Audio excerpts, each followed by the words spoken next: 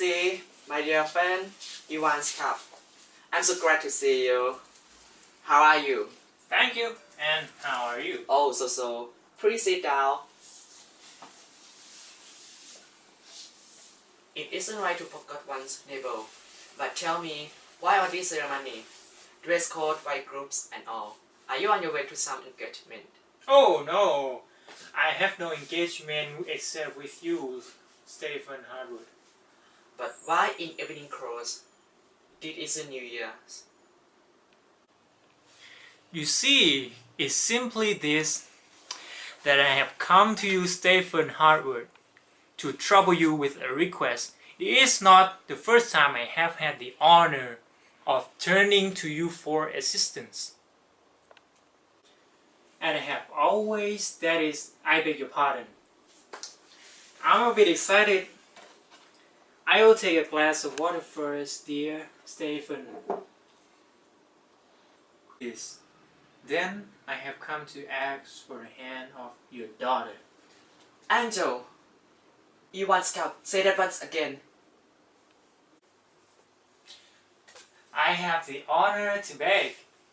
My dear man, I'm so happy that everything is so. Everything. I have wanted this to happen for so long. I always wanted it to happen. But why am I standing here like a blockhead? I will call Natalia. What do you think? May I hope for Natalie's acceptance? Really, a fine boy like you, and you think she won't accept on the minute? Love sick as a cat and all that. I'm cold. My whole body is trembling, as if I was going to take my examination. What more could I ask?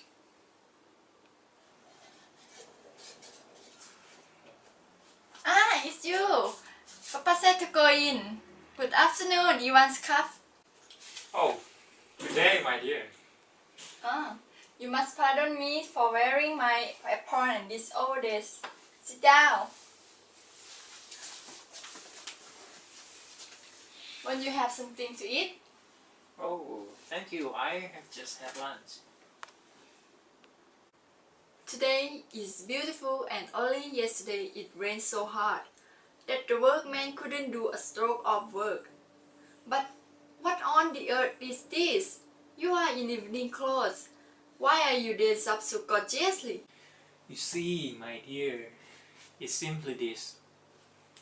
I have decided to ask you to listen to me. Of course, you'll be angry, but how fearfully cold it is. What is this? Well, I'll try to be brief, my dear. For many years, I have had the honor to know your family. Scups and Hardwoods have been for decades on the friendliest. Indeed, the closest terms with each other, and furthermore, my property, as you know, adjoins your own. If you be so good as to remember, my meadows touch your birch woods. pardon the interruption. You said my meadows? But are they yours? Yes, they belong to me. What nonsense! They belong to us, not to you. No, to me now, my dear. Well, that's certainly news to me. How do they belong to you? How? I am speaking of the meadows lying between your birch woods and my brick earth. Yes, exactly. They belong to us. No, you are mistaken, my dear. They belong to me. Try to remember exactly, Ivan. Is it so long ago that you inherited them? Long ago? As far back as I can remember, they belong to us. But it's not true. You pardon my saying so. It's all a matter of record. It's true that at one time the title to the meadows was disputed, but now everyone knows they belong to me. There is not a word of truth in that. I will show you the papers. Either you are joking or trying to lead me into a discussion. That's not at all nice. We have owned this property for nearly 300 years, and now, all as one, we hear that it doesn't belong to us. I really can't believe my ears. Listen until I have finished. Please, the peasant of yours respected father's grandfather. As I have already had the honor to tell you baked bricks for my grandmother, my aunt's grandmother wished to do them a favor. Grandfather, grandmother, aunt, I know nothing about them. All I know is that the meadow belongs to us. No, they belong to me. And if you keep on explaining it for 2 days and put on 5 suits of evening clothes, the meadows are still ours. Natalie Harwood, I don't need the meadows. I am only concerned with the principle. If you are agreeable, I beg of you, accept them as a gift from me. But I can't give them to you because they belong to me. The meadows are mine. You understand? Mine. Really? You don't need to scream so? If you want to scream, it's not alleged. You may do it at home. My dear lady, the meadows belong to me. Us! Me! What going on here? What is he hearing about? Papa, please tell the gentleman to whom the meadows belong, to us or to him. My dear friend, the meadows are ours. How do you make that out? You at least must be reasonable. My grandmother gave the use of the meadows free of cost to your grandfather peasants. The peasants live on the land for 40 years and use it as their own. But later, when? Permit me, my dear friend. You forgot that your grandfather's present never paid. Everyone knows that the meadow belongs to us. I prove to you that they belong to me. Don't try to prove it, my dear fellow. I will!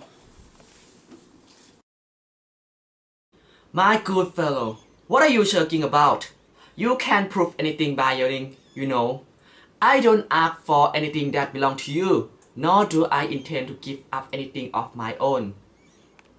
I can't believe it. By what right can you give away property that doesn't belong to you? Really, you must allow me to decide what I am to do with my own land. You are making fun of me? This isn't the way a good neighbor behaves, Stephen Harwood. You are no neighbor. You are no better than the land grabber. That's what you are. What? What did he say? What did you say, sir? The meadows belong to us, and I won't give them up. I won't give them up. I won't give them up.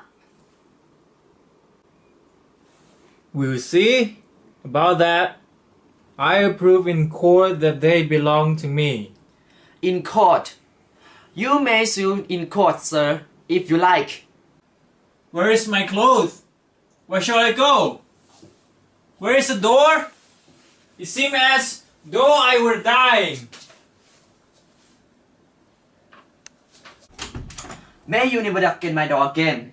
Bring a suit to court, we'll see. The devil, Such good for nothing. Lucifer, Scarecrow, Monster.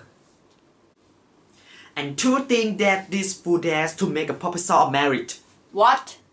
A proposal of marriage? Why? Yes.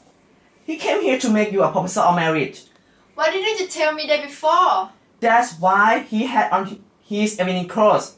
Proposal for me? Yes. Oh, bring him back! Bring him back! Bring him back. I'm dying! Bring him back! Alright, in a minute. What have they done to me? Bring him back! Bring him back! He's coming. The devil take him. Talk to him yourself. I can't. Bring him back! He's coming, I tell you. Pardon us. We were angry. I remember now. The medals really belong to you. We were wrong. Exactly. Let us talk about something else. Because I have proofs that my aunt's grandmother had, with the presence of your good father.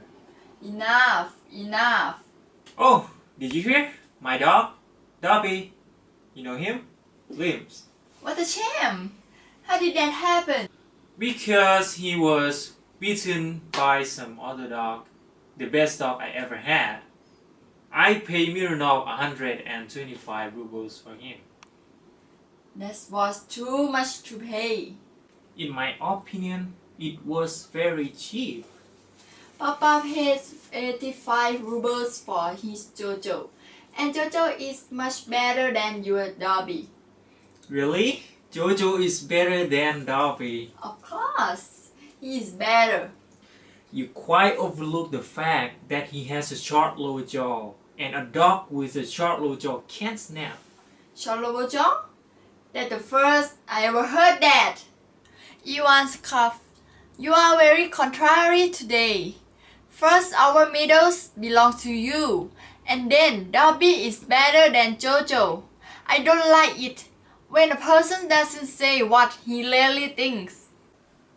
I can see, Natalia, that you consider me either a blind man or a fool.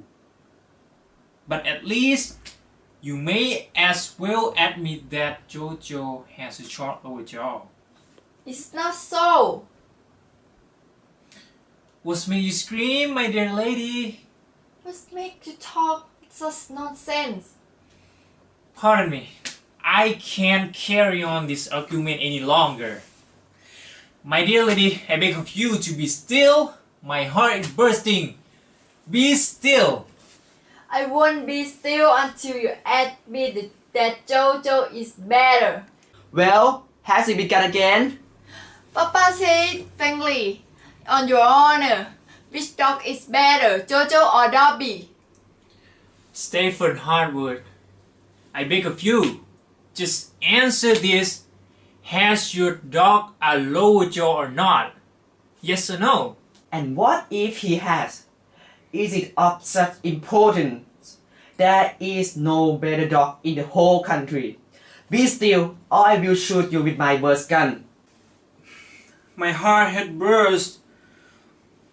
Oh, doctor! I can't breathe. He is dead. What have we done? He is dead. What is it? What's going on?